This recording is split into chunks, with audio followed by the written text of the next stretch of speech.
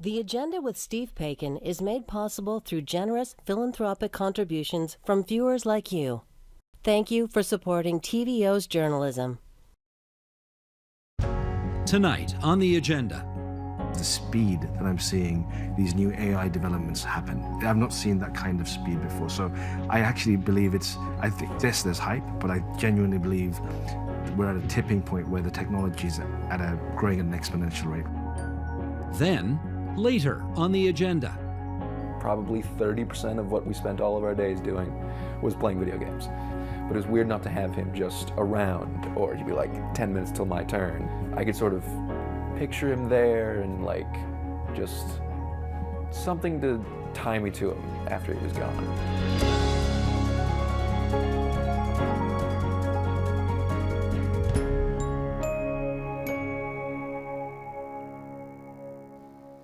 Canada, and Ontario in particular, are global players in artificial intelligence.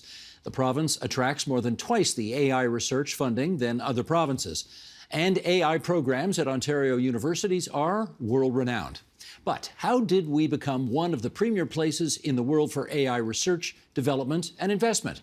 And how does it maintain or even improve its position? We discuss this tonight with, on the line from San Francisco, California, Chris Walker. He's CEO of the Toronto-based Untether AI. Chris spent 30 years with chipmaker Intel and commutes between Toronto and San Francisco Bay Area, where he lives. And with us here in the studio, Tom Core. He's the CEO of AI Partnerships Corporation. That's an organization that tries to make AI more accessible to small business. He's also the former CEO of the Accelerator Center Park at the University of Waterloo. Ryan Pereira is CEO of Captain AI, a startup that's automating food delivery dispatch.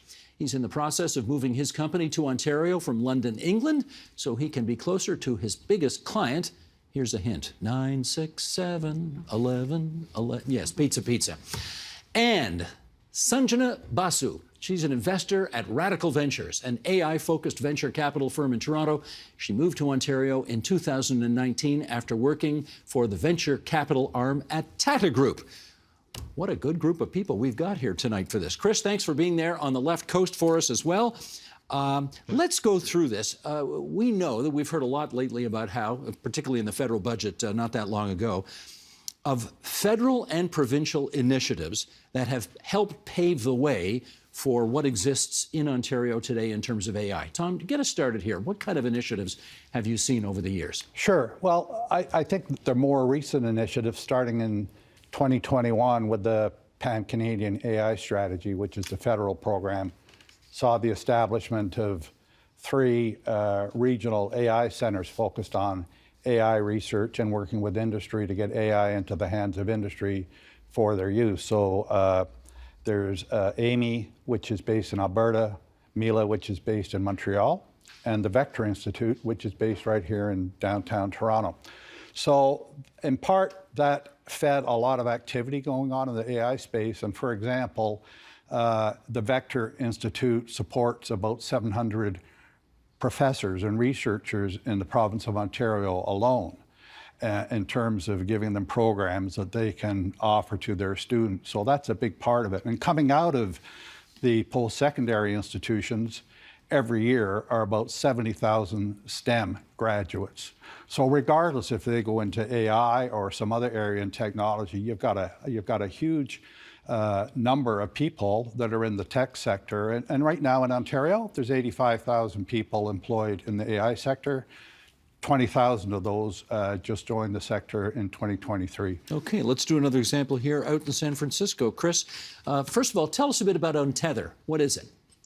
Yeah, so Untether AI, we specialize in the design and production of AI hardware solutions that helps make AI run faster and, most importantly, more energy efficiently in everything from vision systems to the latest generative AI models. And we were founded and headquartered in Toronto. And what tax credits did you avail yourself of in order to help spur on that business? Initial credits came from the form of the federal SHRED, Scientific Research and Experimental program. That's pretty small in terms of the credits. Mostly it goes towards employment. silicon's a very capital intensive business. A lot goes into the design and development of chips. Every time you create a chip, it's tens of millions of dollars just in the early production and startup. And so for that, we are venture backed, and that's the majority of how we've gone forward, started and gone forward. And one more follow-up, Chris. How crucial to your development do you think those tax credits were? I think it was very important as a seed for sure. Obviously, in the hardware business and in the ecosystem around it, it would be advantageous to develop more, not just in the software ecosystem, but also the hardware ecosystem. And probably more importantly, as companies like ours develop and deliver our solutions, to have a lot of incentives for the use of AI, for the consumption of AI in areas anywhere from agricultural technology to mining to banking, to really encourage Canadian companies to be at the forefront, not just of developing AI solutions, but actually of utilizing them. Sanjana, tell us about Radical Ventures. What do you do? Yeah, Radical Ventures, we are a global AI fund based in Toronto, Canada. The fund came out of the deep learning ecosystem here in Canada. I mean, as most people know, Canada is the birthplace of modern AI. Just a few blocks away in the University of Toronto, Jeffrey Hinton and his students released a breakthrough paper on neural nets for the ImageNet Challenge a little over a decade ago. And that set the foundation for the AI revolution that we're part of. And so the fund came out of the ecosystem. It was founded by visionary leaders, in my opinion, who were architects of the AI ecosystem here in Toronto, that have set the stage for everything that's happening actually globally today.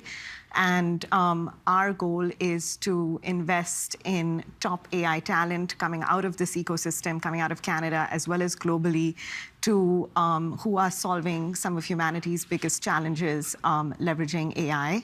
And the purpose is to help talent with capital to scale AI innovations both here as well as globally. Okay, my follow-up question is the typical Canadian inferiority complex question, which is you're from India originally, you've worked and lived in the United States, so what are you doing here? Yeah, well, I mean, as you know, I was born and raised in Mumbai in India with a deep kind of curiosity and quest for knowledge and new experiences that brought me to the US.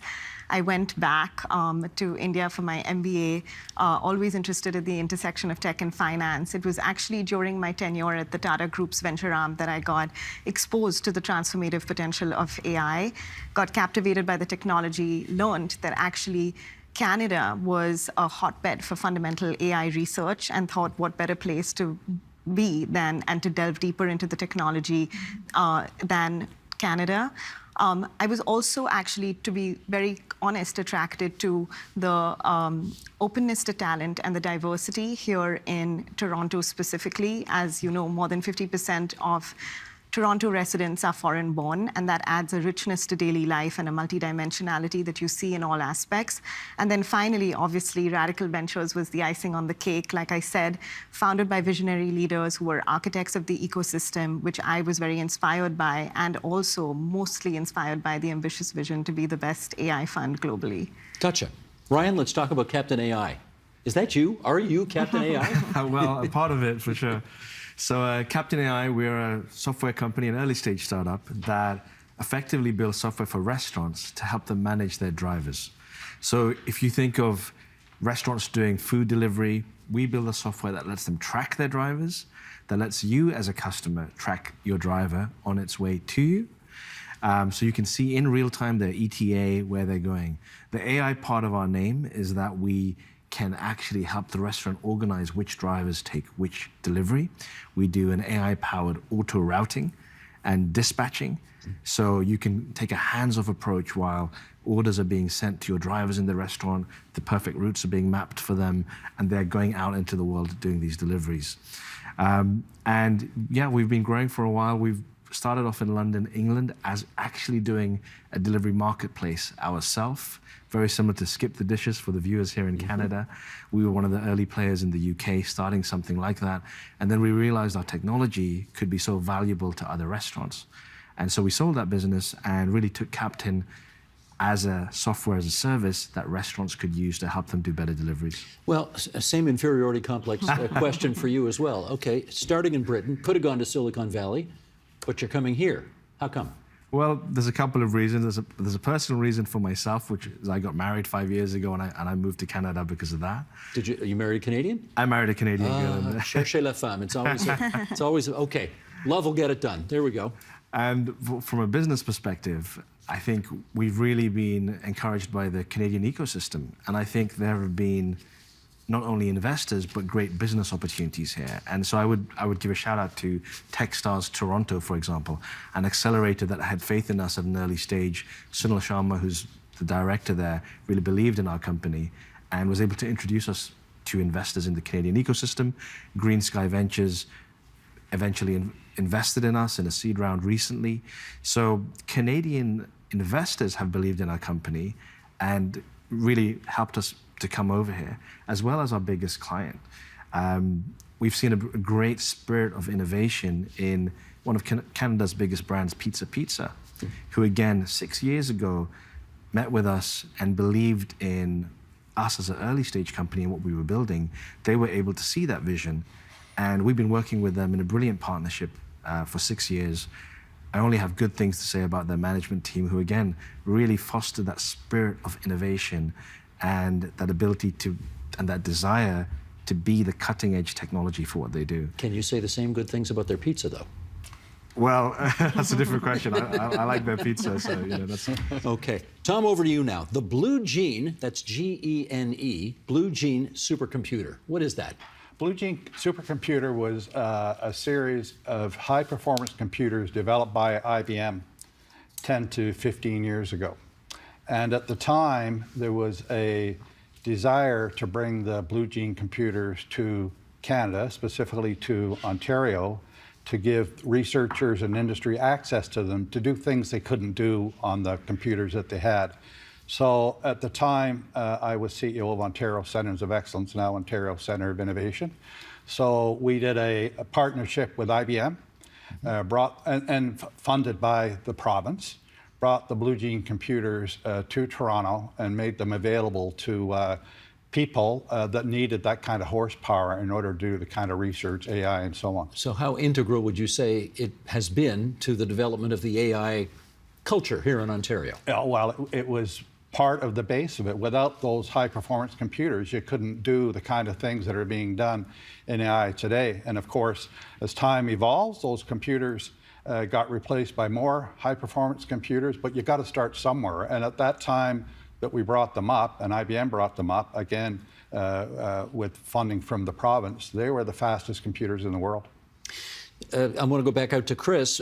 You live in Silicon Valley, which I guess everybody knows as the epicenter of this whole thing that we're talking about. And yet there's apparently something about the Toronto ecosystem that you find appealing, that you want to be part of it here too. So tell us what it is.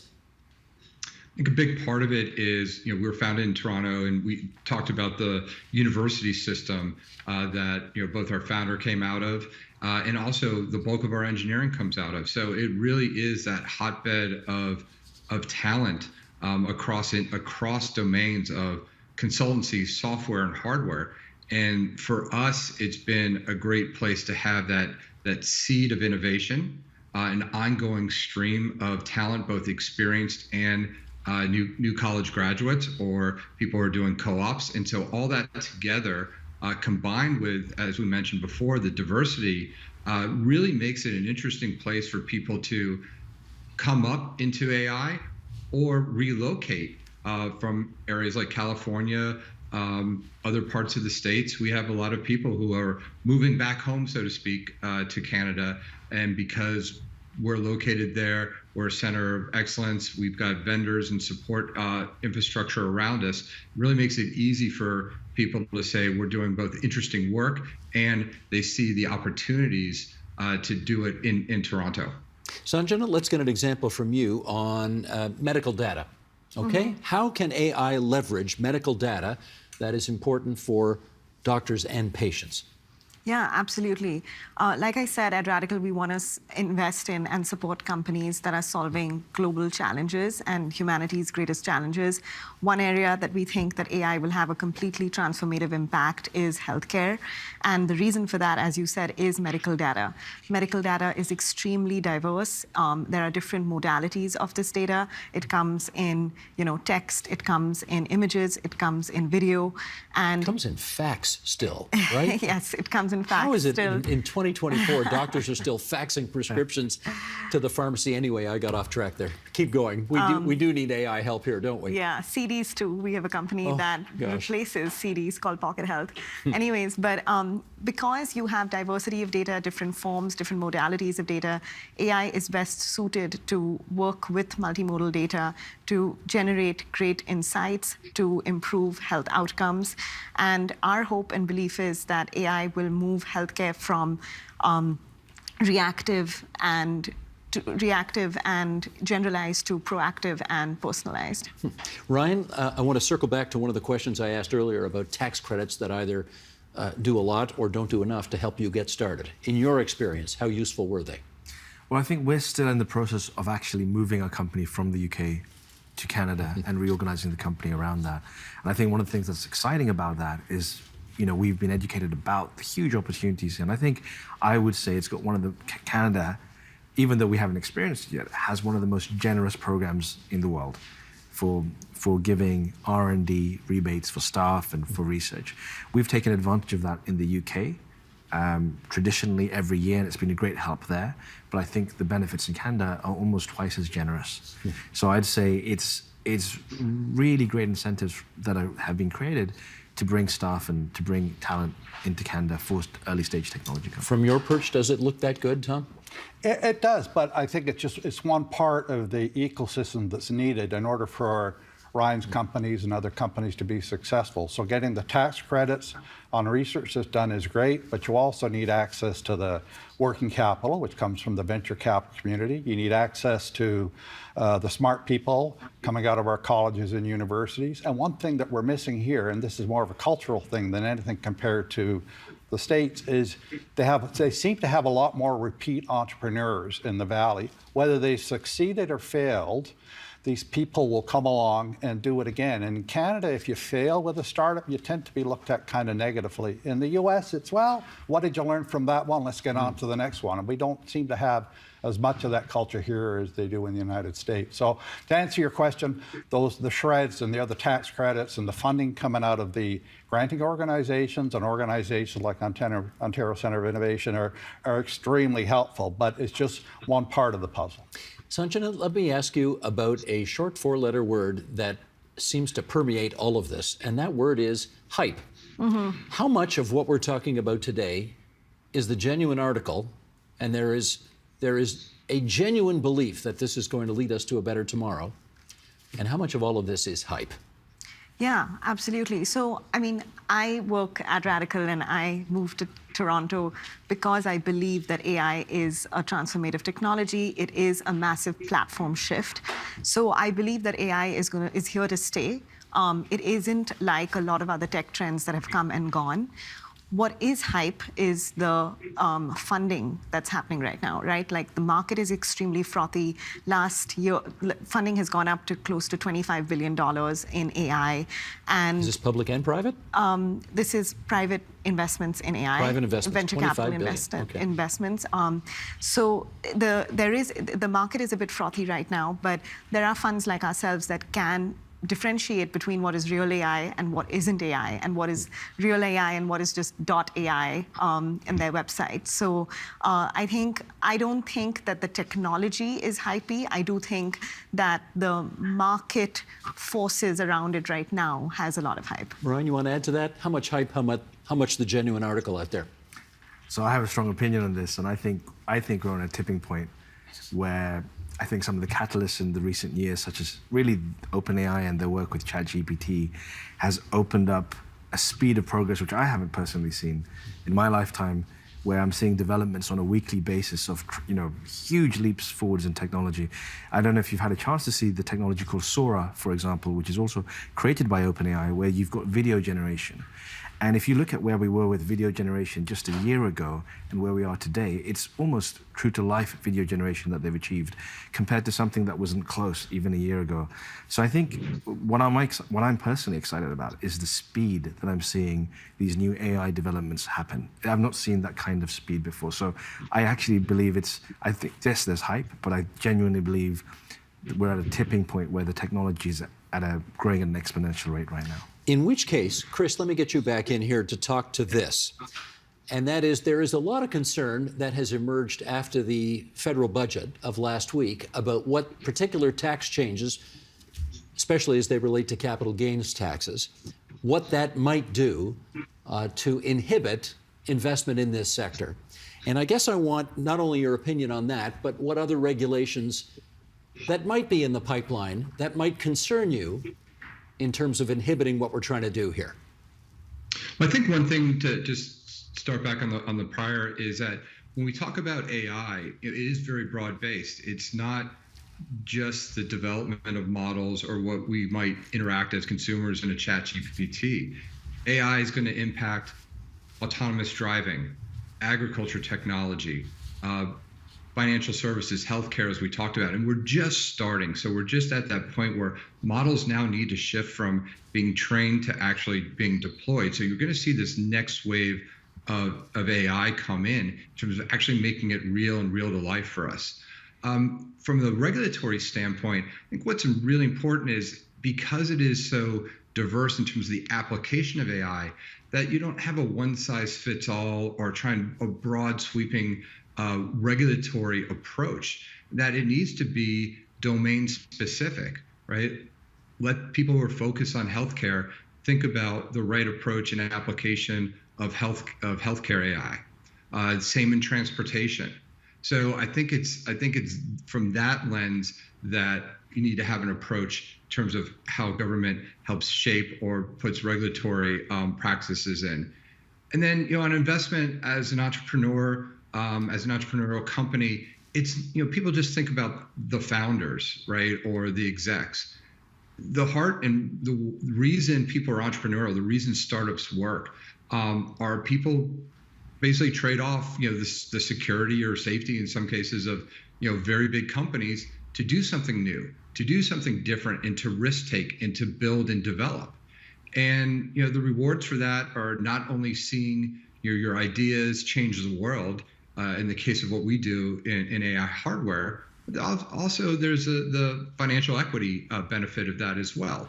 And so from that standpoint, the spirit of entrepreneurship has been proven over and over again, means that people want to see the bulk of the rewards accrue to them and be able to keep reinvesting themselves.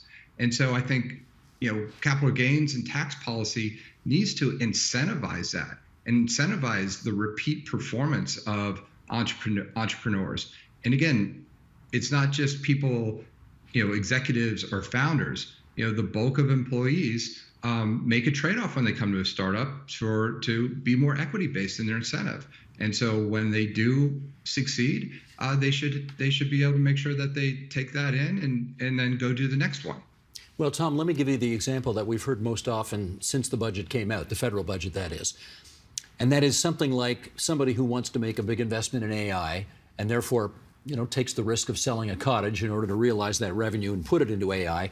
But they're now going to pay 2/3 as of whatever, June or July or something, they're going to pay 2/3 capital gains tax on that instead of 50%, which is what it was. That's an example, I'm told, of a government regulation that will inhibit the growth of this sector. Do you share that view? I do, and I don't think that the federal government came out with the intention to dampen the innovation ecosystem in Canada. I mean, that just doesn't make any sense at all. I'm guessing probably what happened was that we're currently paying close to $1 billion a week in interest charges on the debt in Canada. And I don't think that the regulators, I don't think that the people who price our debt and the interest rates would be happy with seeing a lot more, another $40 billion worth of expenditures happening through the budget. So I think what the feds did was look for ways to reduce the gross expenditures by bringing in over 5 years $20 billion that would have normally gone out in terms of rewards to the investors and to the entrepreneurs, but it's still taken $20 billion over 5 years out of the system that would have normally, according to their numbers, would have gone to the investors that are taking the big risk. And so there's no question, if you tax something, if you tax gasoline, you do it to be punitive, and you bring in a carbon tax to do that, so people will buy less gasoline. If you tax the rewards that are available to investors and to the entrepreneurs in building companies, it's going to be a dampener on that as well. So there's no doubt it'll have a dampening effect on entrepreneurship and capital raising and the risks that our good friends in the venture capital community are willing to make, because they're going to get less of a return. So they'll either invest less or they'll invest it at a lower valuation because they still want that return coming back to them. So it's harmful. Let me ask our director, Sheldon Osmond, if he would, top of page 3, bring up this chart. And those of you here in the studio can see it on the monitors here. This is showing AI investment in Canada in fiscal year 2022. And here it comes. And for those listening on podcast, I'll just read out some of these numbers here. More than $1 billion invested in Ontario, $600 million in Quebec, roughly $250 million in each of BC and Alberta, and about $360 million for the rest of the country. So add it all up, we're at about $2.5 billion across the country. And yes, Ontario's well ahead of everybody else, but as the biggest province, you would expect that. Sanjana, I guess I want to know from you, are those numbers kind of where you think they ought to be? I mean, ideally, it should be much higher than that. We would like to see much more investment in the ecosystem. And that is why we have, again, like Tom referred to, right? Like there's investments that are made in talent through the Pan-Canadian AI strategy, which was effectively a talent strategy for companies like, Cohere, Wabi, CentML, Untether, et cetera, to come out of the ecosystem. There have been investments made in generous tax credits that help companies be more capital efficient and move the money into other facets of the business, like go-to-market. Then you have venture capital investment that is required to put more money into the ecosystem and into founders such that they can scale. All of these combined are required to increase those numbers. And I actually think we were talking about entrepreneurs in the ecosystem and the American entrepreneurs, how they're different from the Canadian entrepreneurs. I think we all need to invest more and more into this ecosystem, because the more you invest in the ecosystem, the more founders come out. If they're successful, they exit, they reinvest their, experiences, their capital back into the ecosystem. And that's also the story of the founders of Radical, who launched a company, sold a company, reinvested that. And that's our hope with the companies that we invest in that are from the ecosystem. They grow, they scale, and there's a flywheel because they reinvest in the ecosystem, whether that's their own talent, experiences, as well as their financial capital. Well, that does prompt a question for you, Ryan, which is, and we did a program about this actually a week or two ago, we don't seem to have the same appetite in this country for risk-taking and upfront investment in AI, venture capital, et cetera, obviously compared to the United States, but even compared to some of the other G7 countries where we should be more on a par, the thinking goes. Why is that? Well, I understand that's a common perception. I don't think I can comment on the industry as a whole because I don't have that experience, but I could share, from my perspective, I've had slightly different experience. I have experienced some of the Canadian ecosystem at least taking risks on us and believing in us as an early stage company. But I guess what's interesting about that is, for example, the example I would give would be Techstars Toronto, which is an accelerator. The director is a guy called Sunil Sharma, and they took a risk, invested in us, and introduced us to the rest of the ecosystem. However, they are originally an American company, so they may. There you go. So it may be that Techstars Toronto embodied the spirit of the Valley, where they take risks on early stage companies. But it was through that we were introduced to other Canadian venture capitalists who did eventually take a risk on us as an early stage startup. All right, Chris, I'll get you to comment on the same thing. You've seen this both from an American point of view and from a Canadian point of view. Why do we seem to be much less interested in taking those risks? I think a big part is when you look at the size of the investments, it definitely takes a lot to compete at the highest levels here. take chip development as an example. One chip might take 3+ years to develop, in excess of $100 million just to bring one product design to market. And so while the numbers on the prior chart may seem big, they're actually not in the context of actually what it takes to develop and compete at a global scale in AI. And I think one of the big elements of risk-taking is also the community of risk-taking. So we've gotten great backing from folks like Radical Ventures, Canadian Pension Fund, to have the foresight to have those long lead investments. But if you look at tech hubs, Silicon Valley, Singapore, Taiwan, you have that entrepreneurial spirit that feeds off each other. There's movement of people between companies. They support each other. And one of the biggest differentiators also isn't just the startup mentality, it's also the consumption. It's as your banking sector, your healthcare sector, your agricultural sector at the forefront of using and deploying the solutions that are being developed in your AI ecosystem. That's also that flywheel effect that starts kickstarting and feeding off each other, because then you want people going back and forth between big enterprise, small enterprise, to seed innovation, ideas, and experiences back and forth. And so it's not just the entrepreneurial startup risk-taking, it has to be risk-taking in your key sectors that can benefit from new technologies like AI. You need to be at the forefront of adoption to make it happen.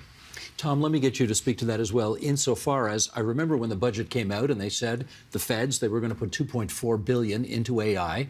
And the initial impression from a lot of folks was, oh, that's a lot of money. That's quite a commitment. And then we did a show on it. And people said on the show, yeah, that number needs to be 10 times as big. Are we running the risk of being left behind here? We are. And if you look at one example is a good success story right here in Toronto is Cohere. Who we're close to. And Cohere, the round that they're doing now, reportedly, is for $500 million at a $5 billion valuation. So that's one company doing one round of $500 million, and that company's in competition with OpenAI and other large language model companies. But that's the scale of the money that you need to compete in that market. Now, that's different than some vendor of software in manufacturing that's doing a few $1 million a year, and they want to introduce AI into the product to do quality control on an assembly line, which can be done relatively cheaply. But if you want to play with the big boys and girls, like OpenAI and so on, you need billions going into the system. And I would argue that Cohere will probably need and see billions going into their company in order to compete with the big American large language model companies. Fascinating stuff, and I'm grateful to all of you for joining us here in the studio, and Chris Walker out in San Francisco as well. It was great to have you all on TVO tonight. Many thanks. Pleasure. Thank you.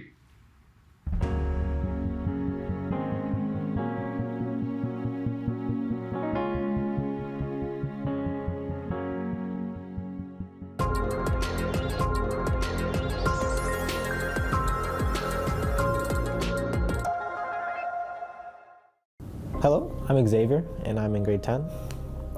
AI is becoming increasingly integrated into our daily lives, and of course, that impact will be felt more on the traditional work side, but how will that impact be felt on the creative side, the art side? For example, within the literary arts.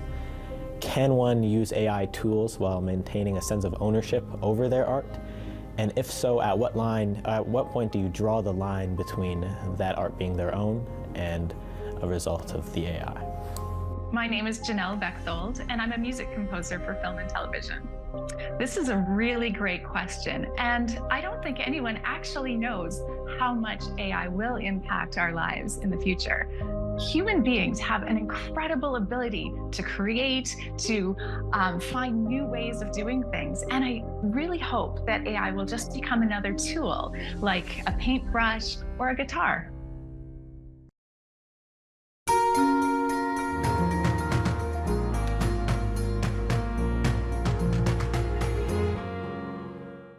Video games are usually considered an entertainment pastime, but tonight we'll look at how they can be used to help process grief and loss. There is no right way to process loss, but we keep telling people there is. Grief in video games is not something that is talked about in conjunction a lot. Maybe when you do lose a person in real life, like you're not completely unprepared for it. Every young person who comes into my office these days, I will ask, what are you playing? There's all sorts of fun games that help me feel like I'm able to keep my brain in order, even if I feel like I'm floundering in real life. I'm a Toronto-based video game developer and artist, most known for creating A Mortician's Tale. One of my biggest interests is the intersection of death and video games. When I was about 10 years old, there was a kid in my class and her mother who passed away in like a very tragic accident. And I went through like a pretty long period of separation anxiety with my own mom and dealing with pretty severe death anxiety. And for me, playing The Legend of Zelda Majora's Mask, which is a game, if you're not familiar with it, is very much about death. The whole premise is that there's a moon, it's going to crash into the earth in 3 days, and using like time jumping mechanics, you're trying to save the world from the moon crashing into the earth. And seeing how different people react was really weirdly therapeutic for me. I am a social worker. I've been a social worker for about 15 years in the field, and a psychotherapist. So our lives are made up of stories with a plot and themes and parameters that often guide and will dictate who we are and what our identity is. And so a person will come in, perhaps in this case, saying, my partner died. It is devastating. I can't get out of bed in the morning, and I will never go to work again. Life will never, ever be the same. That would be an example of a single story that is dominating a person's experience. There are always multiple storylines co-occurring alongside the dominant story, and we can inquire about those alternative storylines, and perhaps through the conversation make those bigger and more substantial in a person's life, and maybe even have those outcompete the dominant story. So a person comes out of the relationship with someone like me much more immersed in an alternative storyline that is more preferred to them. Narrative therapy was developed by two folks out of Australia by the name of Michael White and David Epstein in and around the 80s. And these are two fellows who became more and more dissatisfied with the direction of psychotherapy, finding that what we were doing with people was objectifying and pathologizing. So you can see, we think differently, and we're often trying to flip conventional therapeutic practices on their head. I'm the author of an editorial I published a few years ago called Grieving Through Gaming. When we went to that hospice after my brother died, it was very not tailored to me as an 11-year-old boy. He was 3 years older. He passed away by a heart attack. No one really knows what happened. It was just sort of a random event, but yeah. Probably 30% of what we spent all of our days doing was playing video games. But it was weird not to have him just around, or he'd be like, 10 minutes till my turn. I could sort of picture him there and like just something to tie me to him after he was gone.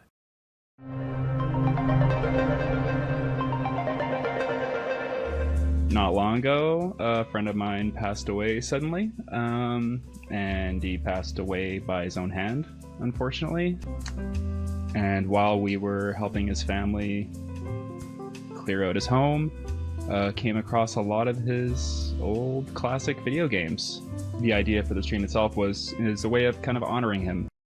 This was a piece of him that I could save, that wasn't lost. When I was younger, a lot of single-player games were actually multiplayer games. You'd play them single-player, but you'd be on your friend's couch while they played, or while you played. They kind of were cooperative games. I really wanted to play these games with my friend. I'll never get the chance to. But maybe I can still kind of play those games with him, and other people can share in that experience with me. I feel like a lot of people, when they lose a loved one and they're going through their belongings, a lot of those belongings will end up being like photo albums, pictures on the wall. So rather than scanning old photos and posting them on social media, I was taking my friends' old games and sharing them live on Twitch with others. First game I played, save files were there. We played through it on a fresh save, and then we went back and replayed the ending of his save. to be like, well, where was he at this point? The next game I put on, turned it on, all the save game files were empty. And that is because these old cartridges had batteries in them. In the 30 years of this game's existence, somewhere along the way, the battery died, wiping out his save games. That caught me so off guard that I felt like I'd failed him, that I had lost a piece of him. And I think the way I got around that was thinking, well, if we were playing this game fresh, if I was playing this game fresh with my friend, and it was a brand new game, we'd have to start from scratch somewhere. I am a psychotherapist here in London, Ontario. One of the things I do is I do video game assisted therapy, wherein I take video games and I sit with a client and we play video games. I had a client, the very first one I ever did video game therapy with. He came in and 5 sessions, that's 5 hours, did not share anything. He refused because he did not want to be there. That's it. And so I'm like, would you be interested in playing video games? And within 5 minutes of playing, he told me more about how he was doing, how he was feeling than the previous 5 sessions combined. As a narrative therapist, I'm interested in multiple things. I'm interested in a person's experience of the game as a resiliency. Maybe the person is going to a game to resist problems. I'm interested in the meaning a person makes of the game. I'm interested in the community that is developed around gaming. Not every video game is like an isolated experience. For example, Dark Souls is considered like one of the hardest games in the universe, right? It kind of redefined genres of action games. But even in Dark Souls, there's this kind of it's not like an immediate messaging system. You can leave messages for other players, and when they play their game, they see it. You see the little messages from people, whether they're joke messages or like, hey, good luck, or hey, there's an enemy up ahead, like warning messages. Kind of creates this sense of community, even though you're not directly talking to that person. This gaming thing gives people compelling access to communities that never would have been accessible otherwise. Typically, a young person will be gaming on a console, so they have a controller in their hand, but then on the side, they'll typically have their phone out. Now, they could be having an audio chat, or they could be texting someone on the side. I really think the idea of like video games are isolating depression machines is like very, very false. Because even the most depressed people I know are still finding community and love and support through video games, in or outside of games. When I'm thinking from a narrative therapy stance, I'm thinking about people are always actively responding to their situation. I know you had the loss recently, but you also said you've been gaming quite a bit lately. Could you teach me a bit about what the game is meaning to you right now, what meaning it takes? And people will often talk about the funeral was so social and there were so many people there. It was so good just to go back to my community of people online after that huge day and not talk about it or immerse myself in the fantasy of it. And so this is people actively responding to the difficulty through accessing the game. We in the West are not very good at navigating death and loss. and so after the person has heard, I'm so sorry for the 50th time, it can be really powerful to reach out to an online community of trusted members and get something different. I know that there's this group of people out there who will support me in the way that I so need to be supported right now. Video games oftentimes are the only thing they can use to help, to calm down, to feel relaxed, to feel in control, because you're controlling somebody on the screen. You're controlling the gameplay. And when it comes to grief and loss, that is so important because you have people that have chronic grief. They don't know what to do with it. So I got to learn more things about my friend by loading up his save points and seeing where he was in the game. I would set a very prescribed time that I would play. I would play on, say, I think it was Tuesdays and Sundays, which kind of became kind of like my therapy sessions to give myself the space and time to grieve my friend, to really take some time to not just focus on the fact that he passed away, but to celebrate him. And being able to share that experience both with people who knew him and complete strangers, I think we all found a little bit of catharsis. It gives you an opportunity to just engage your brain and just do something. And then through that something, you can have a memory, like, I don't know, maybe a character in a game reminds you of the person you've lost, or an environment reminds you of a place you went with them. Often the camera is what we call a first-person camera. So the camera is like your perspective. Another method that we use is like silent protagonists, right? So like a Mortician's Tale, you have a character that you're controlling, but there's no dialogue options. The protagonist doesn't say anything. So even though, I'm not a little elf boy running around Hyrule, I can still project my feelings onto this character because they don't have a preset personality.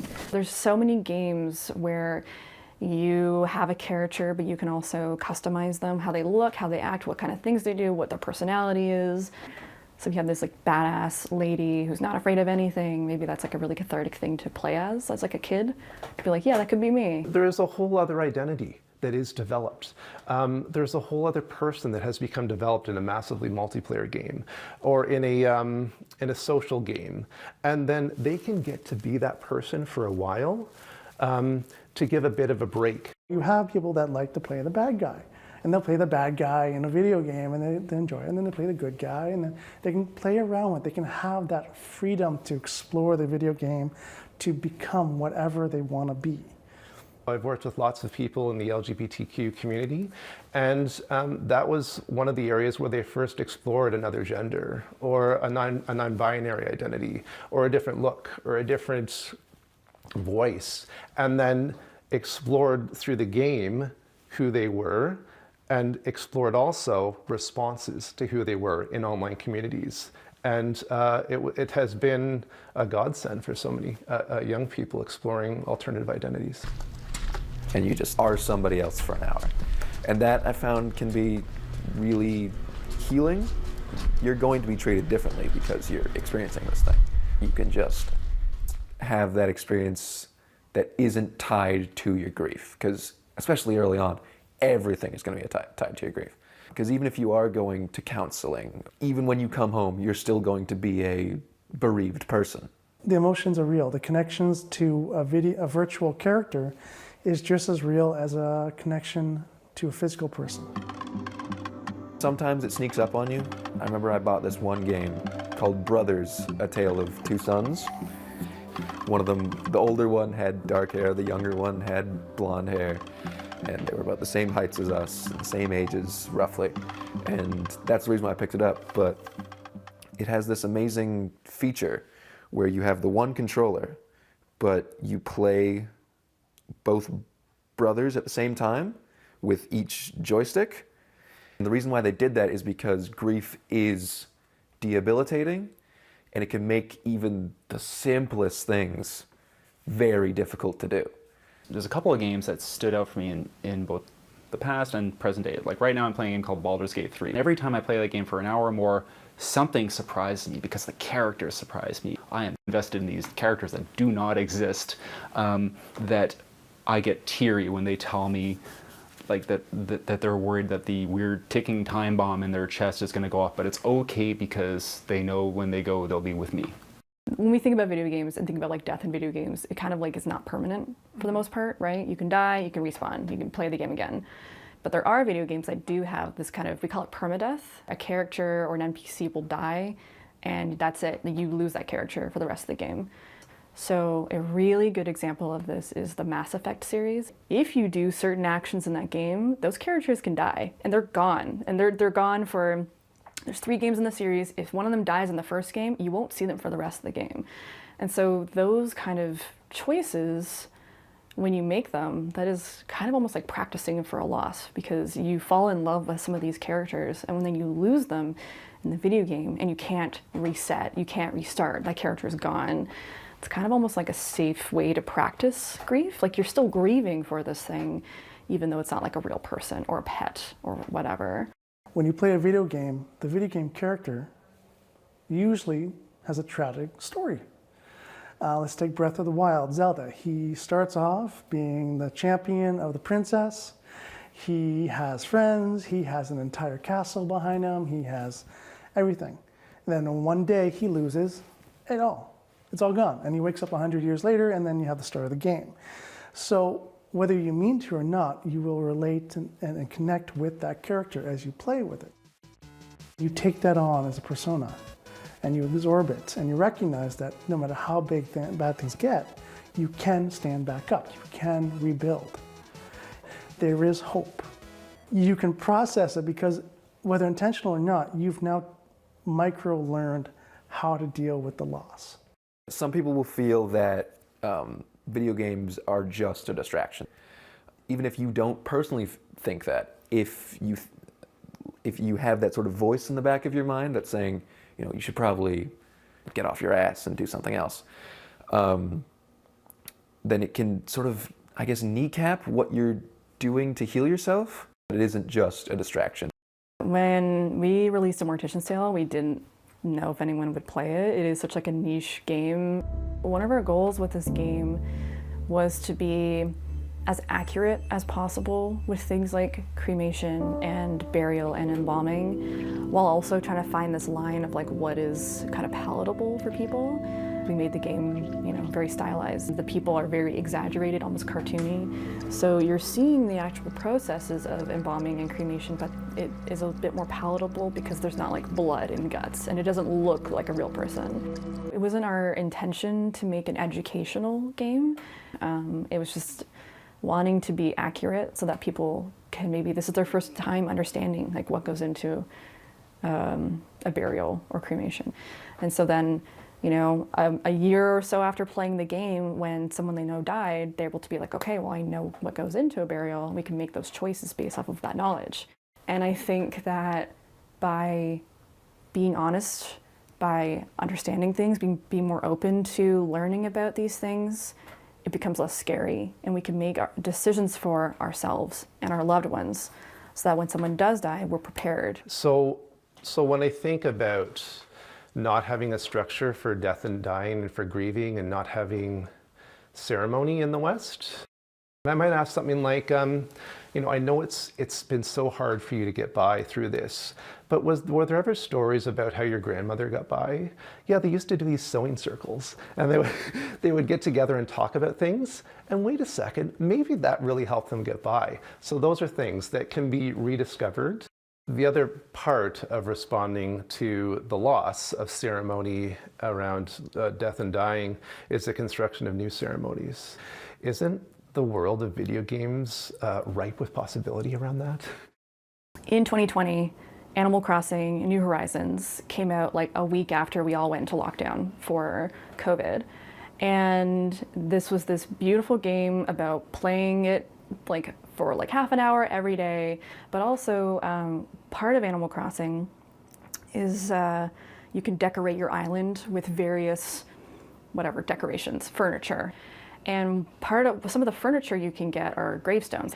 And what people started to do, brand new to this game, were creating graveyards on their island. And that sounds creepy, but all these examples that you would see on Twitter were less about it being like creepy, Halloween-y, spooky, and more about creating a space to plant flowers or to grieve someone. So someone would make a gravestone with some flowers. They would make a little like memoriam to people that they knew, and they would just go visit it every day. And that was especially poignant during this time where we couldn't go outside, we couldn't have funerals. There's no grief, there's nothing of the sort in that game, but to see them using that as a tool for the grief is very beautiful. I remember I made my mom play a game called Life is Strange. It's one of those games that sort of sneaks grief in there because you play as a girl whose best friend lost her dad, and so you're sort of like the support person. It's an opportunity for that older generation to not only connect with a video game, but they can connect with their children. You can play a video game with your kids. You can just sit in silence. One thing I've experienced with my parents is that our grief processes were like entirely different.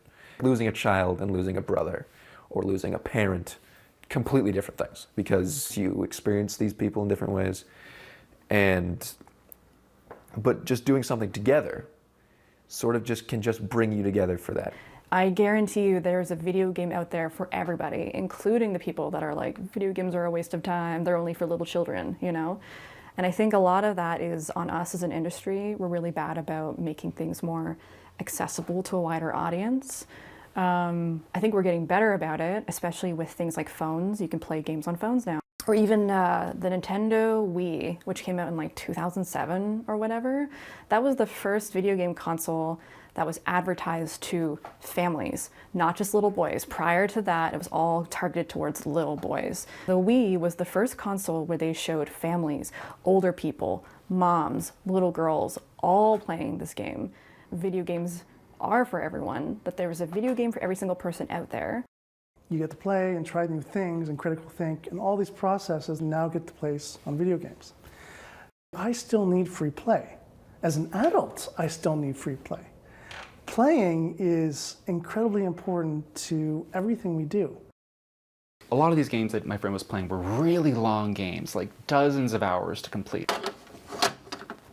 The very first game I beat was one of those games, and it had a really long, convoluted story with lots of, like, you know, love, loss, evil villains, etc. But what really got me at the end was when the credits rolled, because that was the end. That was it. It was done, and I didn't want it to be done. By that point, I didn't want to leave this world behind, and it felt like I was almost closing a chapter of my friend in that process. Thanks a bunch. Cheers.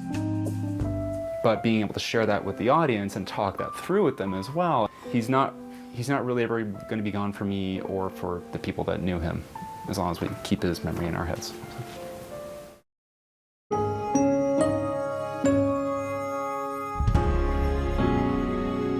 Tomorrow on the agenda.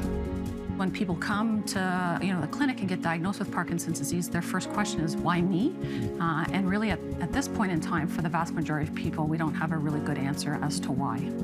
That's tomorrow on the agenda.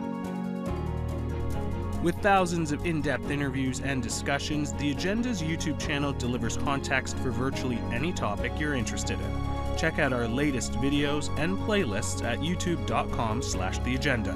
And make sure to hit the subscribe button to get notified about all our new conversations.